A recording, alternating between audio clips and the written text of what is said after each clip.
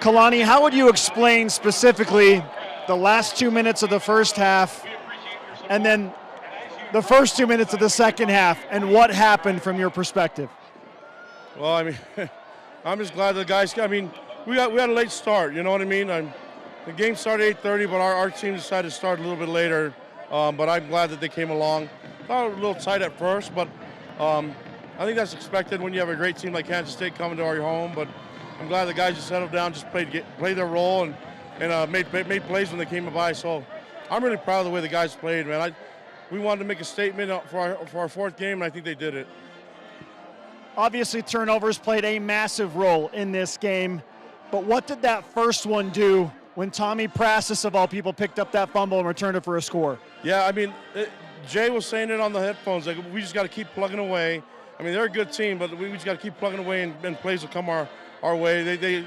It seemed to work, you know, for what we did tonight, but we still have to figure out some ways to get off the field a lot earlier. But, I mean, we had a lot of fourth down stops that we as a team, and I'm really proud of the way the guys played, man.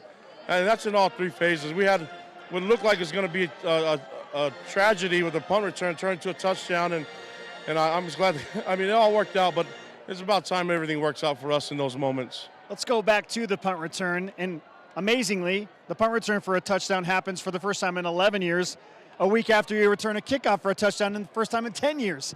So what did you see on that play that allowed that to happen? Well, I mean, the guys never quit blocking for him. So, and I think Parker made a big play getting on the outside, and I wish he would have just caught the ball, you know, but it worked out. We were in a safe return, so the defense blocked their butts off, and he got into the end zone, and you got to give the ball to the ref. That's what we got to do at the end. And I mean, a lot of things worked out for us. We were able to get the ball, get turnovers, put our offense in good position, and the offense capitalized when it was their moment. We saw some really good, tough running at the end of the game.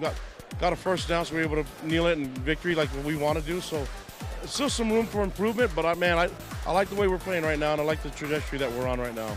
Hard not to love what's happening on defense, specifically no touchdowns given up to a very good Kansas State team. And then you see what SMU does today. They score 66 points, and you held that team to 15.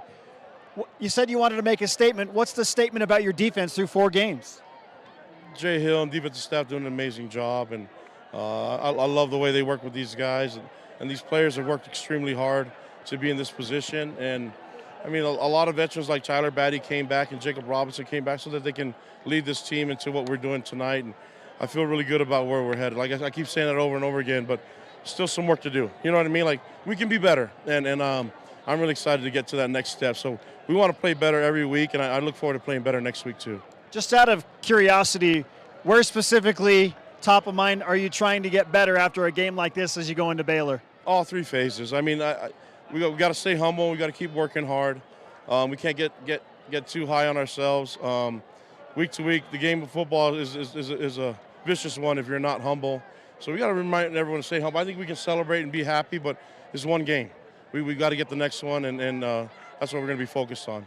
How would you explain the atmosphere in LaVell Edwards Stadium tonight for those that were not able to be here? Incredible, and I mean, you can just feel the momentum shifting, and you can just see. This place is amazing, and I'm glad that we were able to protect LaVell's house tonight. The fans showed up, man. I believe it was a sold out, right? So it was a sellout, so sold out crowd, and they made a lot of noise, man. This place is so loud at a lot of different moments, and I'm glad I was here for part of it.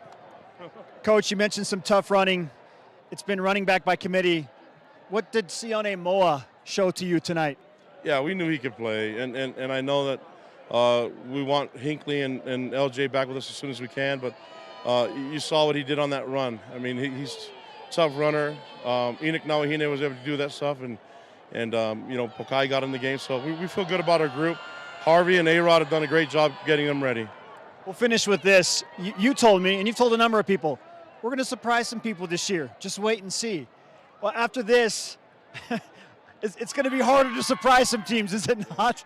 That's true, but we can still be better, man. I'm looking forward to that, and then we've got to keep guys humble, and we'll move on to the next one. So we're still not. The work is not done yet. Always humble in victory. Kalani, thanks for the time. Congratulations. Get it. Go Cougs. Love you guys.